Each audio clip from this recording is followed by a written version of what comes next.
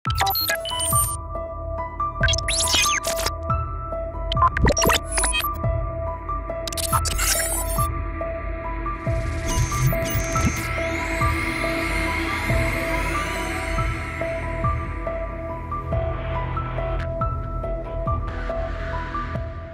teman-teman, dalam video kali ini kita akan menjelajahi konsep yang sangat menarik dalam fisika modern, yaitu dimensi keempat dan perjalanan waktu.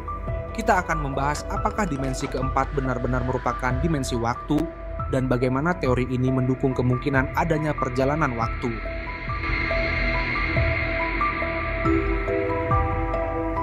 Selain itu, kita akan memahami teori relativitas khusus dan bagaimana Albert Einstein menghubungkannya dengan kemungkinan perjalanan waktu.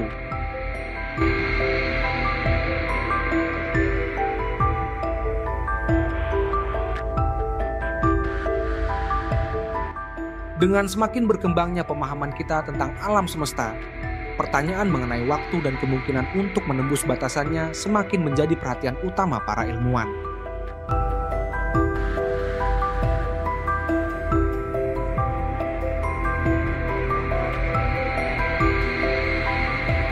Apa itu dimensi keempat?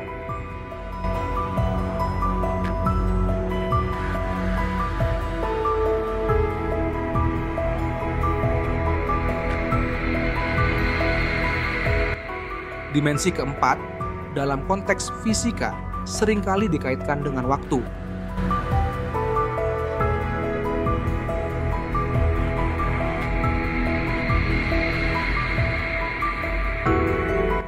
Namun, apa sebenarnya dimensi keempat ini?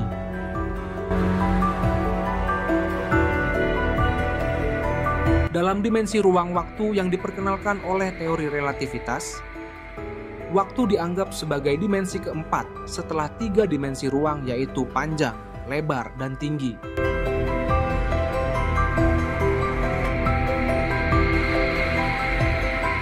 Ini berarti objek tidak hanya bergerak dalam tiga dimensi spasial, tetapi juga melintasi dimensi waktu.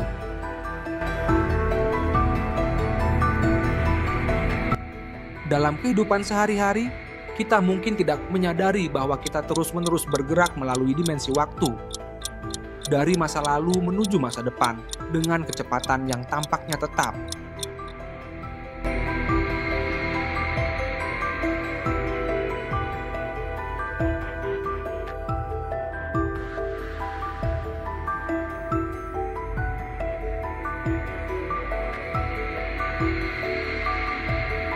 Namun, teori relativitas menunjukkan bahwa waktu dapat berubah bergantung pada kondisi tertentu, seperti kecepatan dan gravitasi.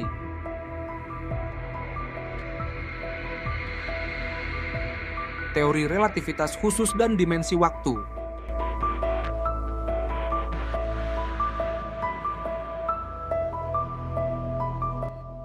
Teori relativitas khusus yang dikembangkan oleh Albert Einstein pada tahun 1905 mengubah cara kita memahami ruang, waktu, dan hubungan di antara keduanya.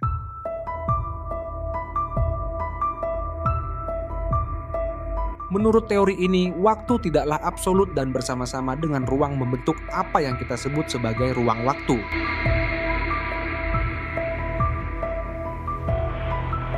Salah satu konsep utama dalam relativitas khusus adalah bahwa kecepatan cahaya dalam vakum adalah konstan bagi semua pengamat, terlepas dari kecepatan gerak mereka.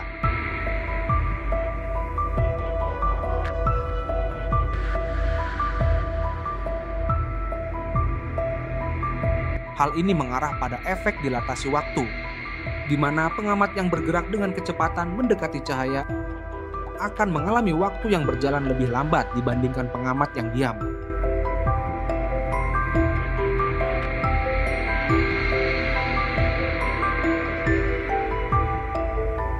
Efek dilatasi waktu telah dibuktikan secara eksperimental melalui pengamatan jam atom yang diterbangkan dengan pesawat jet.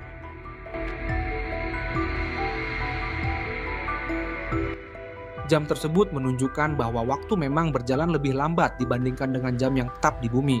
Ini mengindikasikan bahwa perjalanan waktu ke masa depan adalah mungkin secara teori jika seseorang bergerak dengan kecepatan luar biasa tinggi. Konsep Ruang waktu. Ruang waktu adalah kerangka di mana semua peristiwa dan objek fisik berada. Setiap objek dalam alam semesta ini tidak hanya memiliki koordinat dalam 3 dimensi ruang, tetapi juga koordinat waktu yang menentukan di mana dan kapan objek tersebut berada.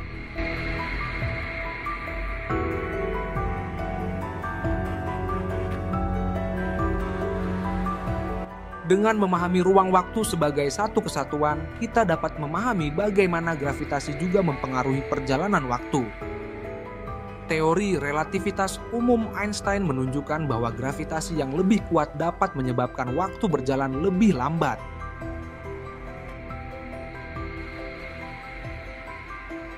Fenomena ini disebut dengan dilatasi waktu gravitasi dan telah dikonfirmasi melalui eksperimen dengan satelit dan pengamatan terhadap lubang hitam. Perjalanan waktu dalam teori relativitas. Salah satu konsekuensi menarik dari teori relativitas adalah kemungkinan perjalanan waktu.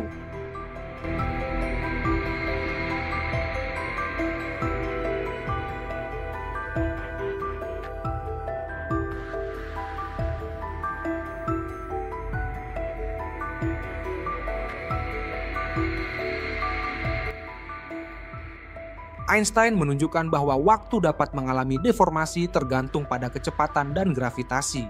Fenomena seperti relativitas waktu, di mana waktu berjalan lebih lambat di dekat objek bermassa besar atau bergerak sangat cepat, memberikan dasar teoritis bagi ide perjalanan waktu.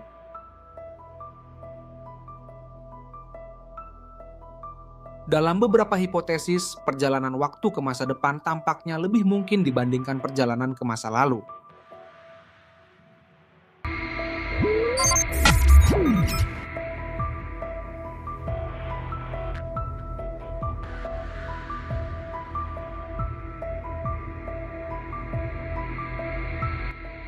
Seorang astronot yang bepergian dengan kecepatan mendekati cahaya akan kembali ke bumi setelah beberapa tahun menurut waktunya, tetapi akan menemukan bahwa di bumi telah berlalu puluhan atau bahkan ratusan tahun. Ini disebut sebagai efek perjalanan waktu satu arah. Paradoks perjalanan waktu, tantangan dalam menjelajahi masa lalu dan masa depan.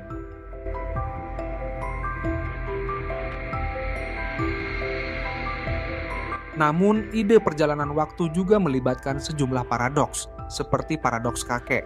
Ini menggambarkan situasi di mana seseorang bisa kembali dalam waktu dan mencegah kakek mereka untuk bertemu dengan nenek mereka, menyebabkan paradoks kausal yang rumit.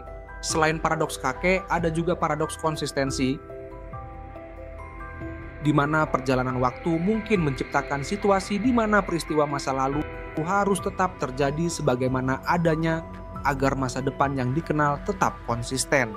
Ada juga konsep dunia paralel yang diajukan sebagai solusi untuk paradoks perjalanan waktu.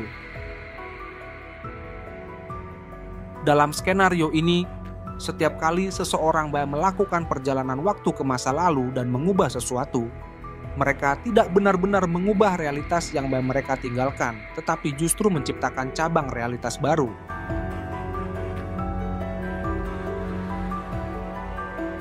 Ini adalah hipotesis yang banyak dijelajahi dalam fiksi ilmiah, tetapi juga memiliki landasan dalam beberapa interpretasi mekanika kuantum.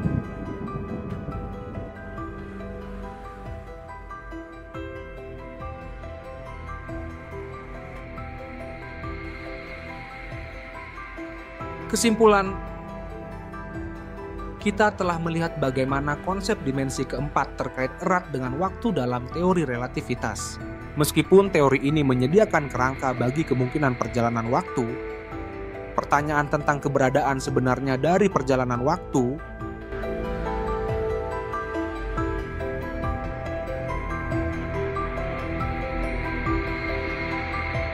masih menjadi subjek perdebatan intens di kalangan ilmuwan dan filsuf.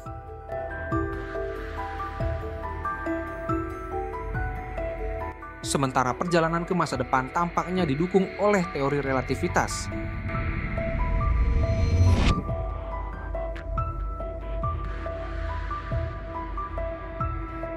Perjalanan ke masa lalu masih menyimpan banyak pertanyaan yang belum terjawab.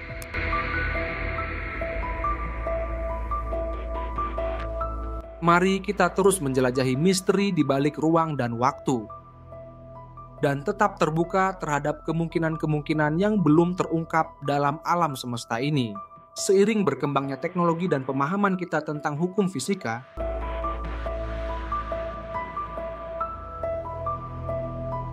mungkin suatu hari nanti kita akan menemukan cara untuk menjelajahi waktu, sebagaimana kita menjelajahi ruang saat ini.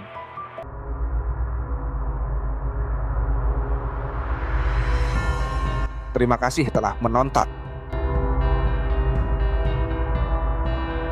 Jangan lupa untuk subscribe dan memberitahu kami pendapat Anda di bagian komentar di bawah. Sampai jumpa di video berikutnya.